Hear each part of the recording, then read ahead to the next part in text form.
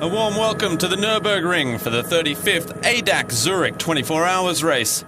Motorsport and a wide-ranging supporting program attract a total of 210,000 spectators to the track in the shadow of the Nürburg Peak.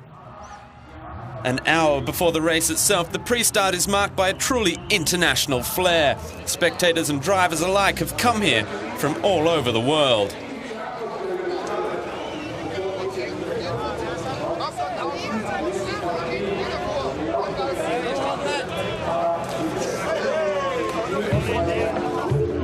Adenau, a typical Eiffel village someplace in no man's land. 3,000 inhabitants, half-timbered houses, one athletics and winter sports club. This is Adenau. This is Eiffel, a quiet kind of place. But exceptions prove the rule. How can the village cope with a 15,000-strong crowd at Adenauer Racing Day? 250 helpers and organisers do their best. Preparations have been going on for 6 months. The Adenauer Racing Day is taking place for the 6th time and is now a fixture on the 24-hour race support program. Well, people took to the event right from the very first second, and it's increasing with every year. More and more folk are coming from around the region to take part in this wonderful event. We put on a show for them, and they can get right up close, which otherwise simply isn't possible. Well, the 24-hour race cars rumble their way from the Nürburgring to Adenau, where it's almost as busy as peak time and the Nordschleife itself. The Nordschleife specifically comes to life from this communication between fans and drivers, so it's definitely hugely enjoyable for me to get into conversation and autograph anything that I can. Well, a host of cars, a huge crowd, that's Adenau once a year at least. Later, peace will be restored until next year's 24-hour race, until the next Adenauer Racing Day.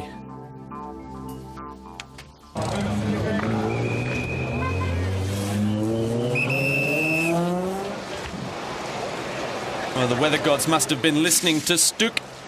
Just before the formation lap, the teams and drivers face the classic dilemma, rain tyres or slicks. Well, the weather is doing what it always does. I reckon we're about to have a light shower, says Peter Zakowski.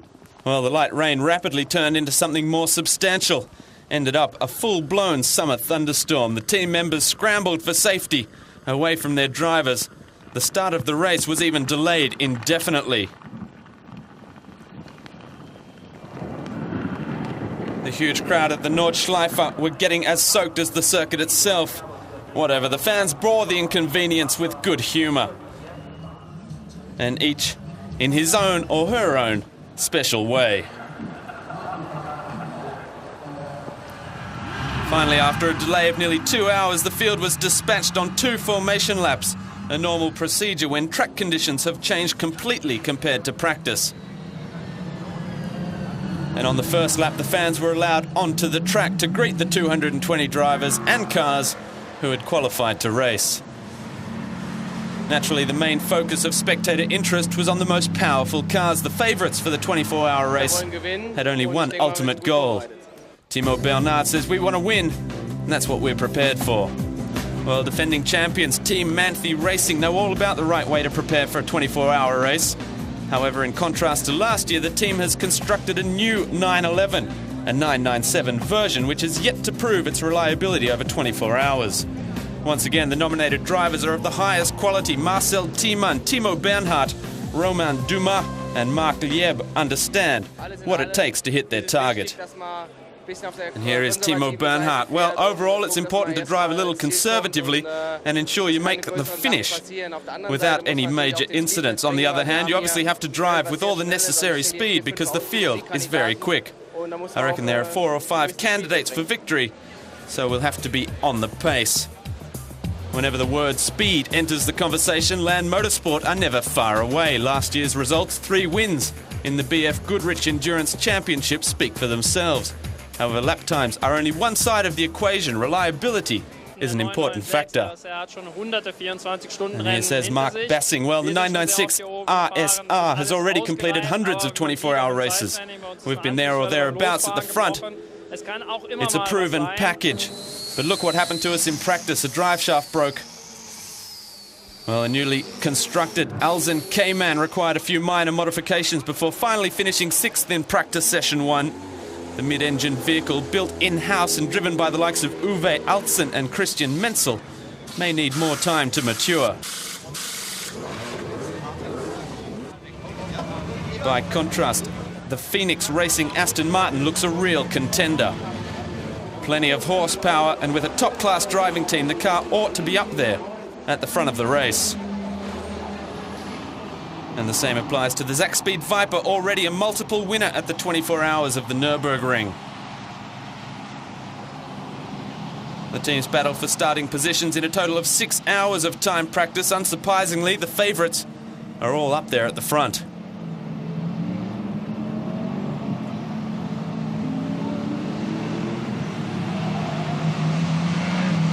As usual, the first starting group get underway in a rolling start. The rain has stopped, but the track is still very wet. Rain tyres are the order of the day. Klaus Ludwig in the black Aston Martin immediately seizes the initiative, using the Aston Martin's unbelievable acceleration. Timo Bernhard in the defending champion Porsche cannot take full advantage of an excellent starting position. Duncan Huisman in the Zakspeed Viper passes Marc Basseng, the opening driver in the Land Porsche. But he overdoes it as he shapes to take the Manthey Porsche.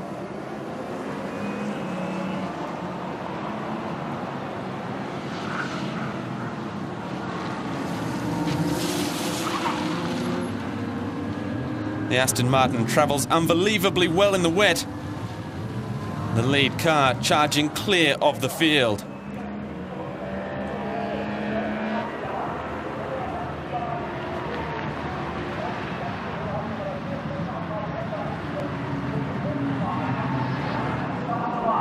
Start of the second of the 3 starting groups, the race gets underway for the next 70 cars. The driver of the Toyota MR2 at the front overestimates the amount of grip available. The orange Kissling Motorsport Opel Astra GTC number 104 2-litre turbo class takes the lead ahead of the 2 Schubert motor diesel BMWs.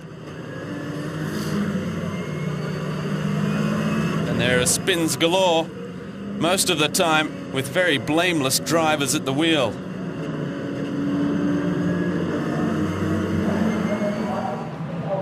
Back at the front, Klaus Ludwig has opened up a significant gap on the very first lap. He previously drove the Nordschleife in the DTM and has won plenty of races, but he's a long way from being a pensioner yet.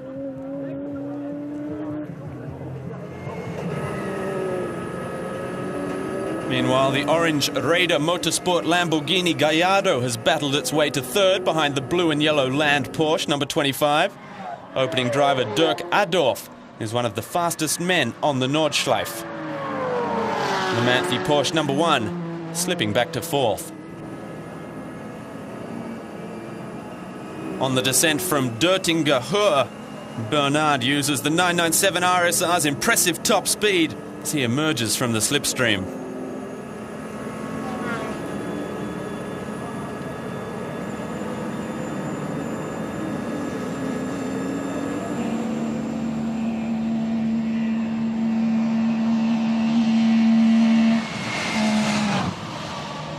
On lap 2, Timo Bernhard overtakes Marc Basseng at Dunlop, the lowest point on the Grand Prix circuit.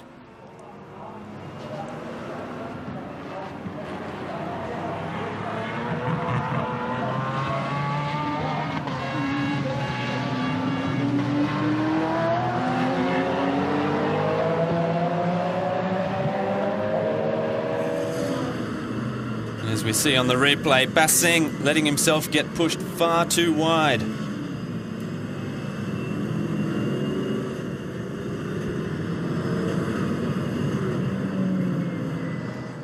Huisman in the Viper number 3 has climbed to 5th ahead of Patrick Huisman, a regular winner in the Porsche Super Cup, in the Conrad Motorsport 997 RSR, and Claudia Hurtigen in the Schubert BMW Z4.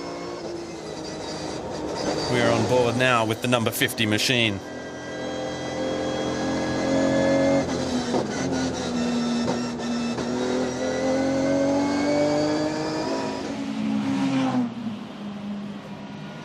Slowly but surely, the Manthey Porsche is picking up the pace and closing in on the Aston Martin.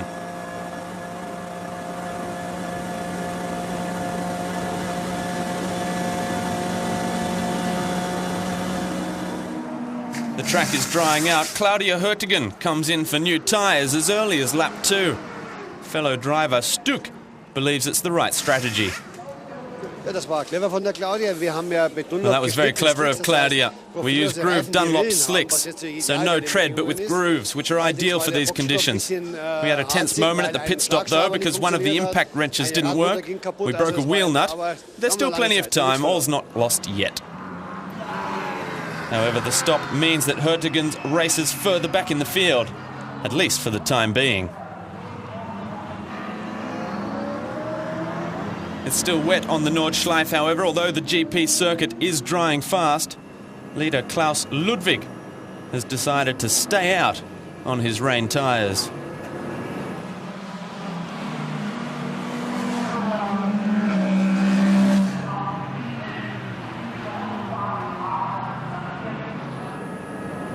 Uwe Alsen in the Cayman number 7 decides to take a risk, switches to slicks after just 3 laps.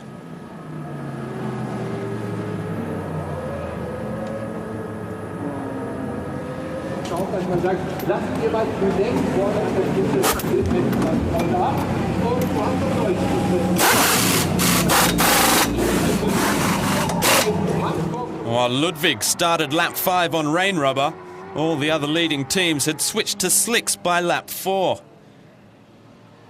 It was a very, very busy time in pit lane.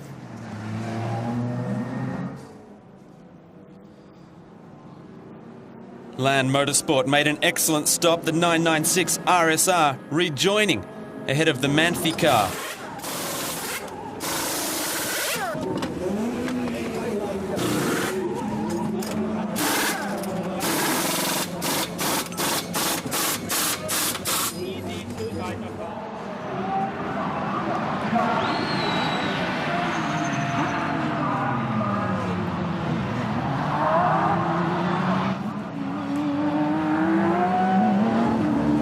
Basseng has been overtaken by Bernard. While after 5 laps, Ludwig decides to hand over to Robert Lechner, who leaves the pits on slicks.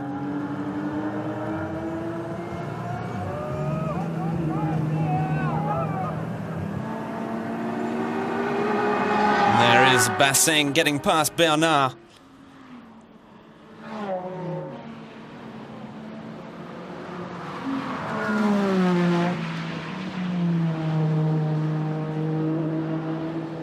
Meanwhile, it's Uwe Alsen in the privateer Cayman in the lead.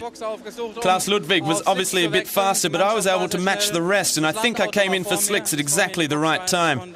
The team were very quick. The land car was ahead of me, entered the pits before I did, but I still got past. Then I saw him over on my right, and I thought to myself, things aren't going too badly now. I pushed hard on slicks in the wet for the first few laps, and was genuinely quick. The Nordschleife eats up some 20 sets of tyres per team over a weekend. Perfect rubber is a precondition for tackling the green hell. And for proof of the importance of the round black diamonds, this is what can happen on less than perfect tyres. A hard landing for the Porsche number 40. Meanwhile, the Norwegian Audi A4 113 is losing fuel. Has to come in for repairs. The team includes former DTM ace Frank Stippler. Just before the end of his first stint, Alsen has to concede the lead to Timo Bernhard. The Manthey Porsche is easily the fastest car on the dry track.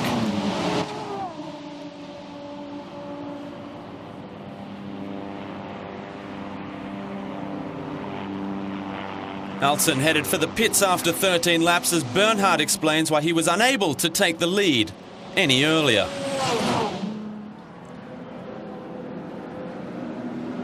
At the start, I was taking a little bit care because I wanted to see how the track was, because I didn't drive in the rain for 2 years. So yeah, but I felt comfortable, and then I overtook 2 guys back, and I was at P2. And then when we pitted, going onto slicks, I think it was the right moment. And then we did a whole stint with the slick tires, and I could catch back. And in the end, I was on P1 and quite happy. The Land Porsche, usually evenly matched with the Manthe Porsche at the Nordschleife, had slipped behind the Viper, and it later emerges that the team changed to the wrong type of dry tyres.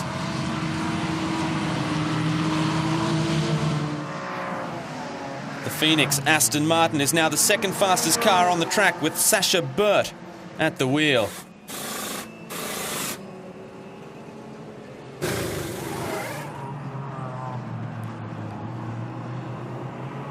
The Schubert BMW with Hans-Joachim Stuck in the driver's seat at the moment struggles to regain a leading position. Seems the decision to switch to grooved slicks after just 2 laps was not as good as it first looked, as a second pit stop suddenly becomes necessary.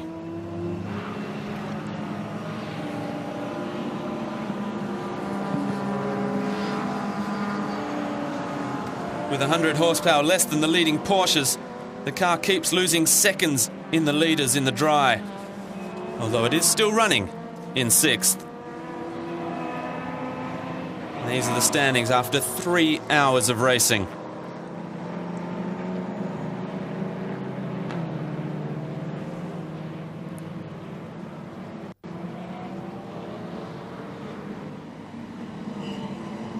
Christian Mamarov takes the wheel of the Altzen Cayman, taking over from Christian Menzel. Seems satisfied with 5th place. I'm basically extremely happy and satisfied with everyone, with my tyre partner, with everyone here at Team Altzen. Just think how many manufacturers have entered Works cars, and here we are as privateers. We've built a car which is up to now going really well and reliable. All very good.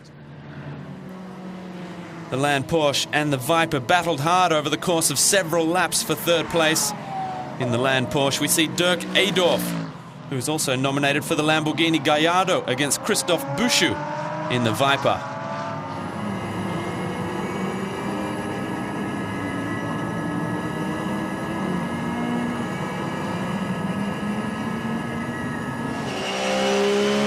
The Porsche, entered by defending champions Manthe, is pulling away second by second. The car is in amazingly good shape, even though it was only constructed at the start of the year.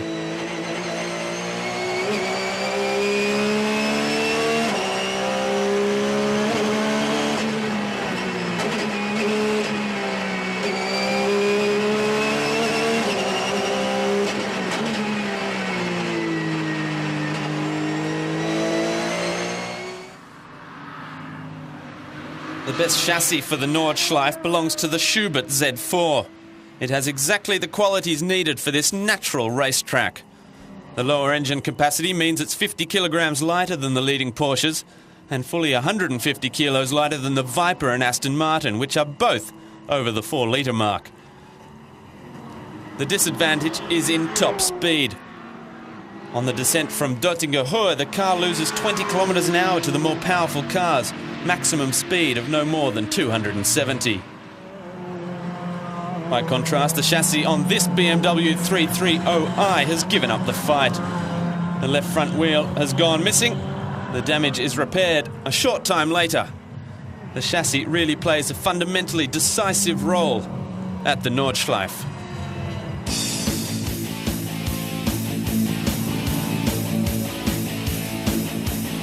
Well, spectacular slides, they're always a sight to see. However, it isn't the fastest way to negotiate a racetrack, and skids are often the result of a poorly set up chassis. Finding the right setup for Nordschleife is far from easy. The teams work continuously towards the goal of the perfect setup. Here is Mark Bassing. Well, it's very selective because the Nordschleife comprises the Grand Prix circuit and the Nordschleife itself. You have dips in the track, you have jumps where all 4 wheels leave the ground. You need a huge amount of suspension in both directions. And the chassis has to be set up for different road surfaces, so you might almost say you need the ultimate setup. One of the most demanding sections at the track is the unquestionable carousel. A series of dips and an uneven surface mean the car has a great deal to cope with. And the sections at Flonsgarten and Flugplatz are just as challenging because of the jumps. Every jump followed by a landing.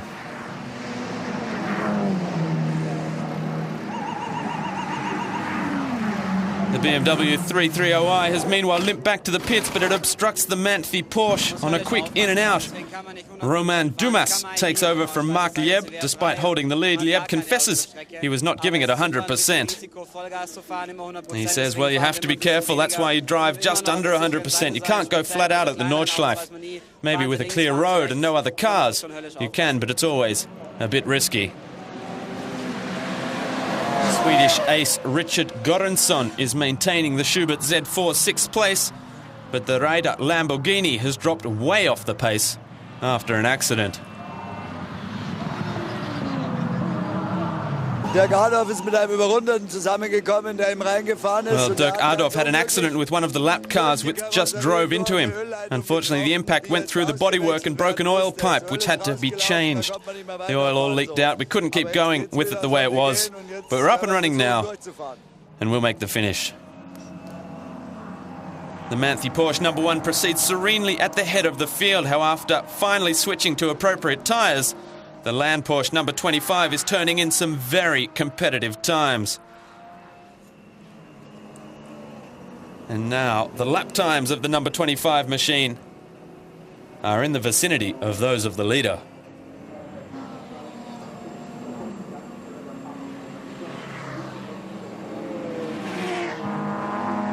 One of the drivers of this 997 version Cup Porsche is Sabine Schmitz, who has already won the race twice. The car is running an excellent 7th despite a 100 horsepower disadvantage compared to the leaders. Here we see Edgar Althoff at the wheel, an old hand at the Nordschleife.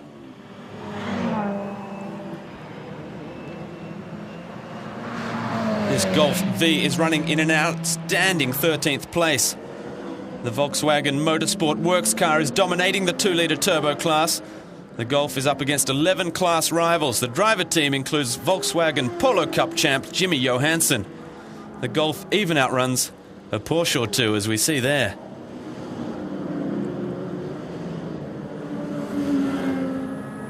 The Aston Martin continues to run well with Klaus Ludwig back at the wheel now. The lap times are close to those of the Manthe Porsche, but the larger capacity means coming in for fuel more often than the Porsche. There's no real progress as the car oscillates between 3rd and 5th. Here we are on board with the number 7 Team Phoenix racing machine.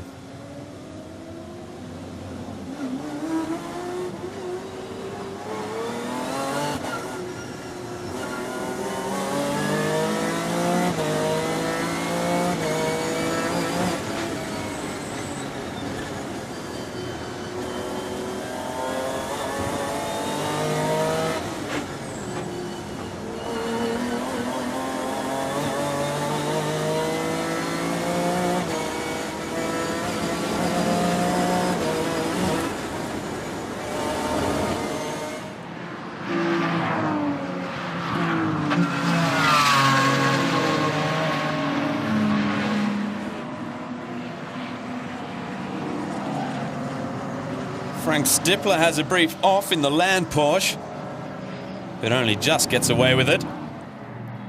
Meanwhile, the Zakspeed Viper is holding on to 2nd place. Christoph Büschu behind the wheel.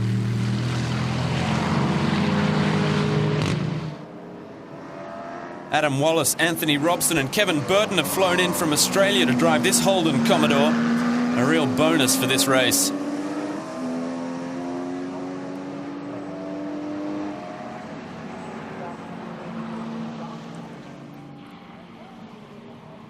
Dusk begins to fall over the Nürburgring then, as the crowds gear up for a hot night.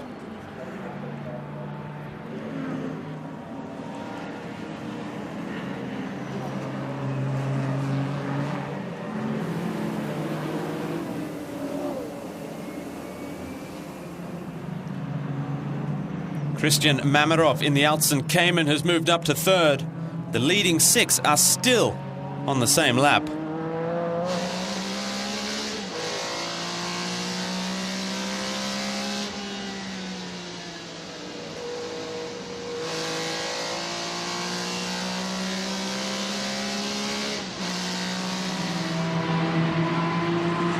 BMW number 268 has had a hefty shunt there at the Halzenbach bend. That car is going to need a tow.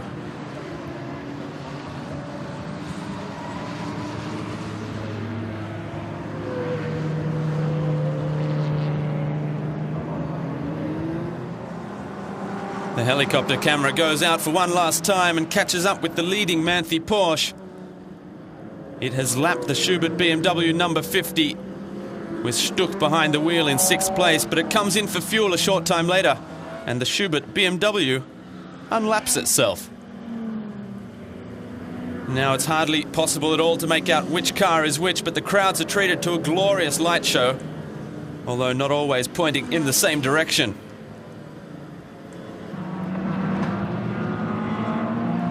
Porsche RSR number 26 with Australians Anthony Quinn, Clark Quinn, Craig Baird and Kevin Bell go for a spin at Dunlop.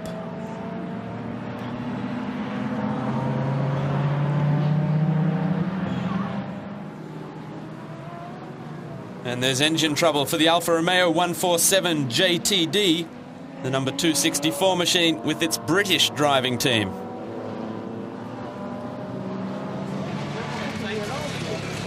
Sabine Schmitz takes over from Klaus Abelin in the 8th place 911 GT3. Edgar Althoff lends a hand. He knows from years of experience what awaits driving in the night here.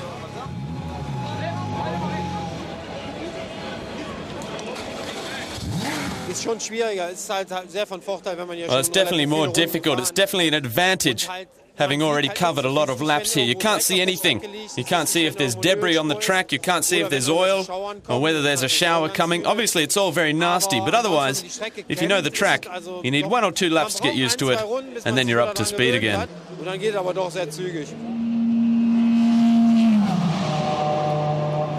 And so here are the standings after 6 hours of racing. Bernard Lieb-Dumas and Thiemann leading the way.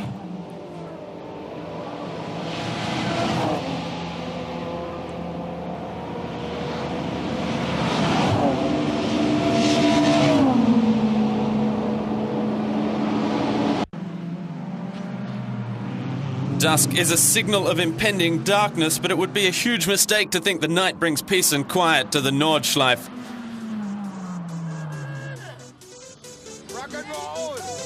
And here are the fans enjoying a little beer-fueled passion. This is the heart of the fan action here at the Nürburgring, and the scene builds to a climax during the night. Someone once said, "There's no place for angels on the green hell."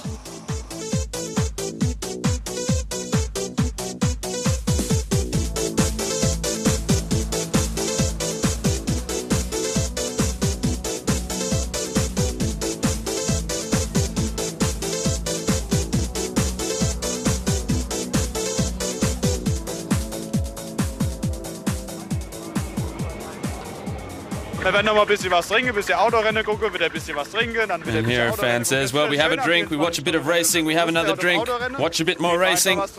That's the best thing about the 24-hour race.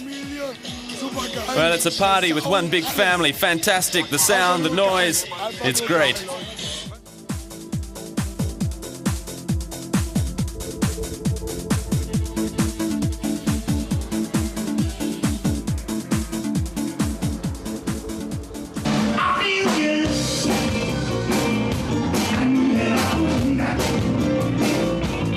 Well, no talk, but plenty of action when the pits take centre stage. All joking aside, you could get hooked on this frenzied state of affairs. It's party time in the paddock too. The 24-hour club, for example, which has taken over the entire roof area of the pits. Calibre of entertainment, perhaps a little different compared to trackside. The drink of choice is less Carlsberg and more caipirinha. However, that doesn't affect the party atmosphere. Somehow you get the feeling the godfather of soul has returned to Green Hell from musician's heaven just to be at the race.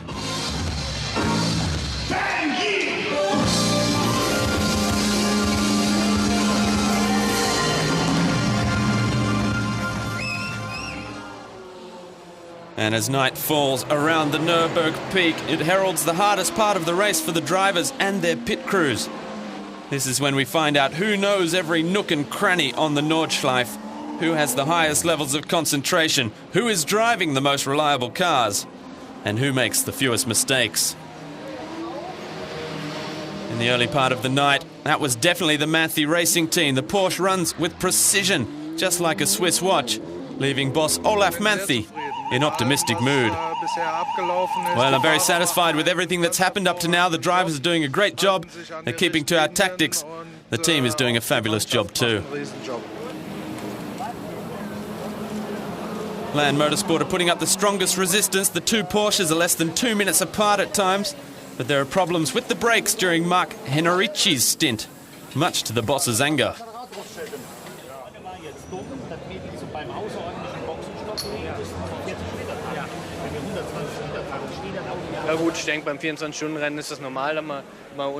Well, I think you're bound to have a few disagreements in a course of 24 hours.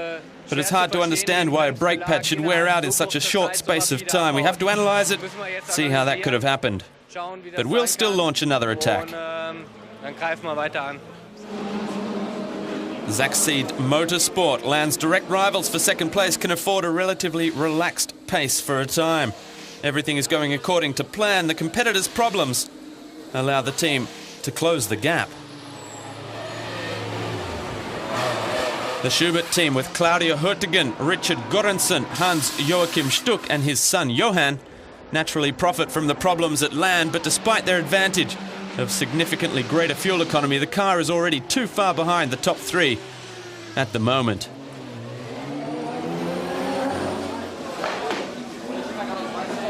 For a long spell, Team Falken Motorsport were poised to move up, but at around 2:20 a.m. an engine problem stopped Falken's efforts and ruined their chances of a top 10 finish. Klaus Frers in the Porsche 997 RSR suffered problems of a very different kind. Running in a promising sixth, he suddenly and without warning came into the pits. I basically couldn't cope with the fog, he explains. There are some foggy sections where you almost have to stop. I never got to grips with that. I started being overtaken, so I'd rather have another driver at the wheel, so we don't lose too much time. When we decided to tighten the drive shafts just to be on the safe side, things weren't coming loose, it's just a precaution. Frers was not the only one struggling with the difficult conditions. Nürburgring veteran Edgar Althoff parked up his Porsche in the pits a short time later, even though he had no technical problems at all. And he explains quite simply, I'm not prepared to carry on in the current conditions. I've just been out and driven another lap, but there are so many folks out there who really don't know what they're doing. You've got to slow down a little in the fog. When you drive into a dense wall of fog, of course you know you'll come out the other side, but that's all you know. There are people jumping on the brakes, even with three of them side by side. At the moment, it's nothing to do with motor racing. Others choose to keep going and duly pay the price. Conditions become steadily worse out on the Nordschleife. More and more cars limp back to the pits damaged. The Aston Martin in fifth, driven by Mark Fassler, came in for a scheduled stop with no accident damage, but the former DTM ace reckoned conditions were borderline.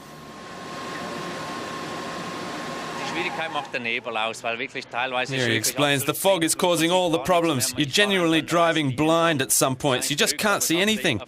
You just try and follow the white lines. It's madness, really. It's a lot of fun on one hand, but it really is madness. At around 4 a.m. then, the stewards were left with no other option but to suspend the race. Prompted a few bewildered expressions, but driver and pit crew safety must be the priority.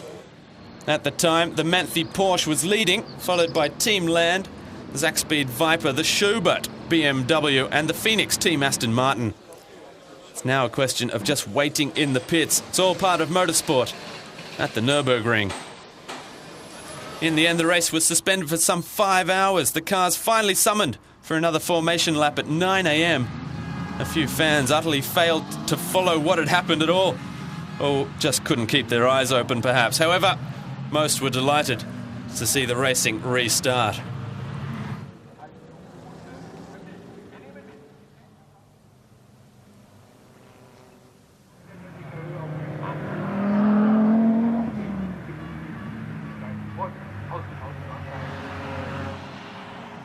Well, after 5 hours of suspended racing. You can still see plenty of fog about.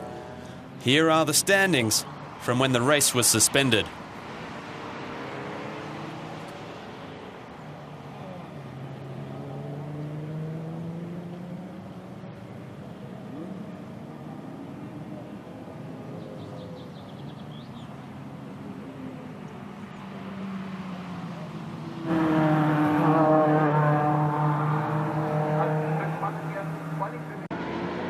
Welcome back to MotorsTV and the 35th ADAC Zurich 24-hour race. Well, finally at 9:31 a.m, race director Hans Schnock releases the field for the restart. The cars still have another 7.5 hours to go until the checkered flag. The times from both parts of the race will simply be added together. Only the Manthey and the Land Porsches are still on the lead lap. Marcel Thiemann has taken the wheel of the number 1 machine, smoothly reassumes the lead. However, Mark Bassing in the Land Porsche number 25 will not let him get away this time. The lead duo followed by the Viper of Duncan Huisman and the Paragon 997 RSR, driven by former DTM ace Pierre Käfer. This hare doesn't have a race number but wants to take part anyway. That almost went horribly wrong. However, his suspension and chassis perform outstandingly in tight bends. However, there's a collision at the head of the field just a short time later. After 3 laps, Basseng closes up on Thiemann.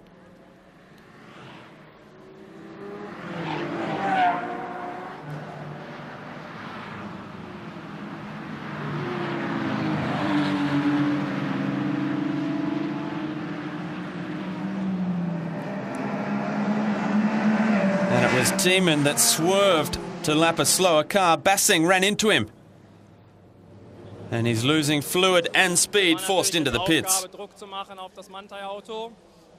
Well, naturally the job was to apply pressure on the Manthey car, and believe me, it was going very well. We were on him, although he basically was a shade quicker, especially on the Grand Prix circuit. But then we came up on traffic at Flonsgarten, where Marcel was badly held up. I saw the opportunity, got on the gas early, and then he swerved across me. There was nothing I could do. We touched his left rear, my front right, and the big radiator broke immediately. That's obviously inexcusable. The repair job took 18 minutes, meant the Land team fell back to 4th place. And it meant that the Zach Speed Viper was now up to 2nd place, with Schwabelschwanz at the wheel.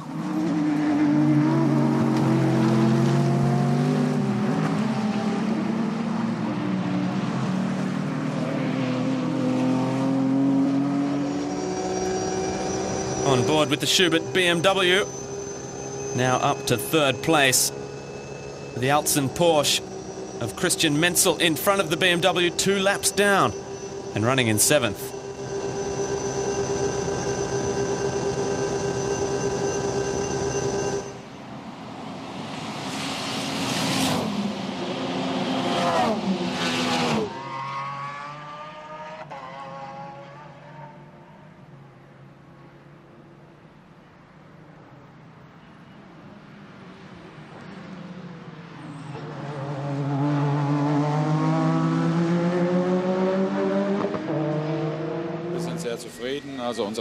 Here is Jürgen Altzen of the Porsche Cayman team. Well, we're very satisfied. We've fulfilled all our expectations.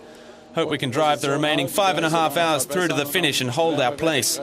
Maybe we can even improve, and then we'd be really happy. You simply have to set realistic expectations. We can't expect to come here and battle for first. That's not in our realm. Well, the Phoenix Aston Martin is currently running 5th. At the wheel is Sascha Burt, who has been waiting the entire night for the action to restart, just like all the opening drivers. He's lapping it under 9 minutes, a time otherwise only achieved by the Manthey and Land Porsches, and of course the Viper in 2nd place. The Volkswagen Motorsport Golf 5, the number 111 machine, is having an outstanding race. Jimmy Johansson, René Rast, Florian Gruber and Dieter Depping have taken the 2-litre turbo up to 9th. The car will end up finishing in 8th place.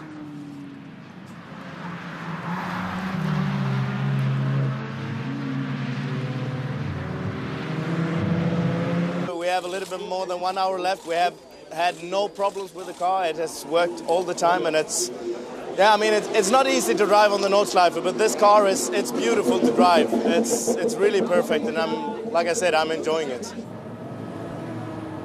The Manthey Porsche is now more than 1 lap ahead of its closest rivals. We see the car here at Schwalbenschwanz, taking the Klein Karussell. The Viper is around 1.5 laps down. Christoph Büschu, driving his first 24 hours at the Nürburgring, confesses the traffic takes some getting used to. Everybody know here the traffic is just amazing, and until now it's all right, but we have a lot of alarm for sure, like I suppose all the drivers, and for me it's really my first Nordschleife, so I still have to learn again, but it's really different, but nice. I am happy to be there. After taking over from Sascha Burt, Klaus Ludwig is back at the wheel of the Phoenix Aston Martin. Turns in a blistering 8 minutes 54 lap. But unfortunately there was to be an abrupt end to the Phoenix team's race. The Aston Martin rolling to a halt at the NGK chicane. Well, the last we heard from him, he said, "Car perfect, everything great, we're on the attack. We were closing in on third and that was our goal." And then at Hatzenbach, a short time later, we heard this on the radio. "No more power, oil pressure problems." And then the engine just gave up. We're analysing it now. We've had the car pushed straight into our garage because it couldn't be started anymore.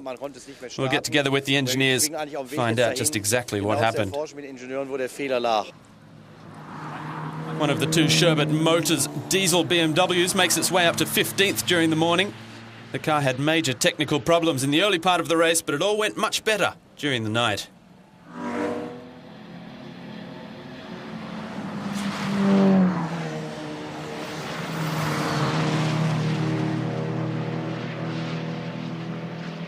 Here we hear from Jorg Wiban. Well, we had no option but to attack. We made fairly quick progress at the start because we were dealing with much slower cars. Then afterwards, when it became a lot tighter, the weather in the night obviously helped us. It was brutally foggy. You couldn't see anything at all. Then our driver team really paid off. Lots of experience, the ability to turn in fast laps in absolute darkness.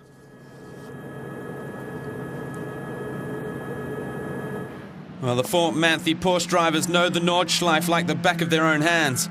They also seem to appreciate how to drive a car quickly but smoothly around the Nordschleife, because with 4.5 hours to go, there's still been not a single problem with the Manthey Porsche. It only becomes briefly tricky once more as a shower falls on the circuit at midday, catching out Hans-Joachim Stuck in the Schubert BMW. Repairs to the Z4 take nearly half an hour. The front axle, merely the most important of many damaged components on the BMW. The car slips slowly but surely from 3rd down to 6th. Well, it began raining hard just before I came into Flugplatz. Maybe I could have come in a lap earlier. That may have been a mistake. I reduced speed dramatically. It was very slippery. Then someone nudged me from behind. I span, hit the barrier with the right side of the car and came to rest in the middle of the road. So here are the standings then after 14 hours. Stuck shown in 4th. He's still in the pits. So he'll keep slipping further down the field.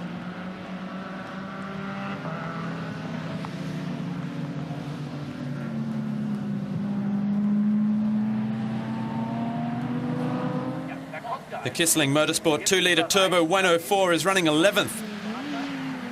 Only the Volkswagen Golf 5 111 is faster.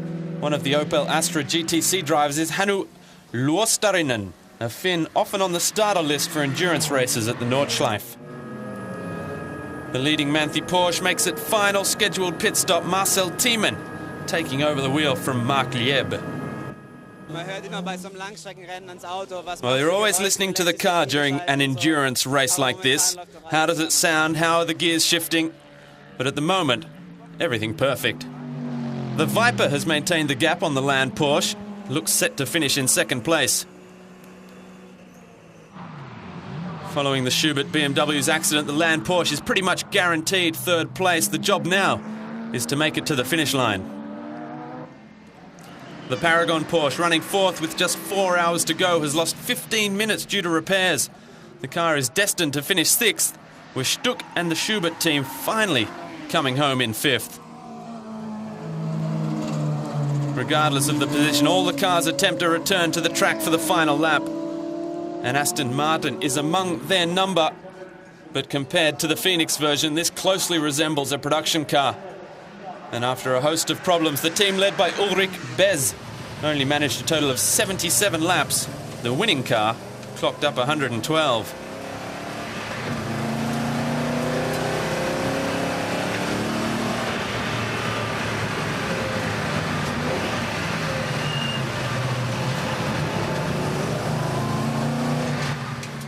With just 2 minutes to go, the fans bid farewell to the cars still on track.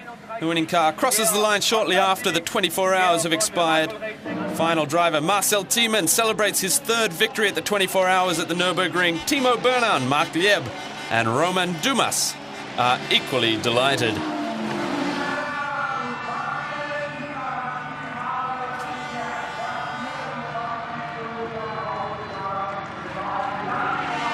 A nice car like this, a Porsche, and good teammate. I mean, we made the perfect race, no mistake at all.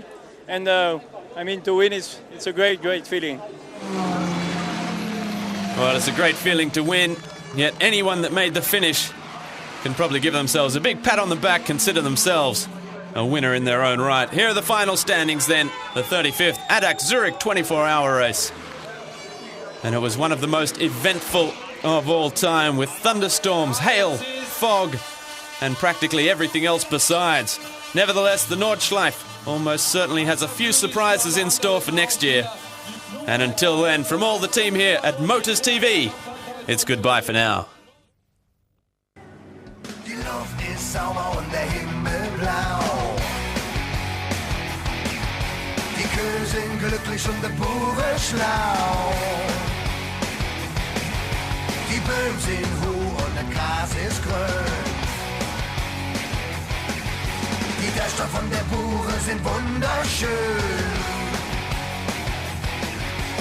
Bin ich würde einfach für bei jedem Fest über Bang und Stöll.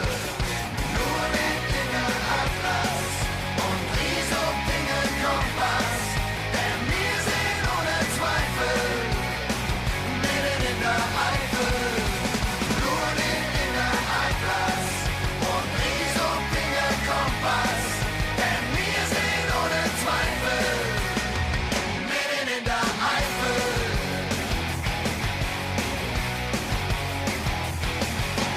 Schnaps wird noch im Keller gebrannt. Hirschschildweih an jeder Wand. Ein AK-Büß bei jedem Bett. Dicke Butter mit Saus und Speck. Die Musik spielt bis zum nächsten Morgen. Der Pastor erzählst du allerdings so, yeah.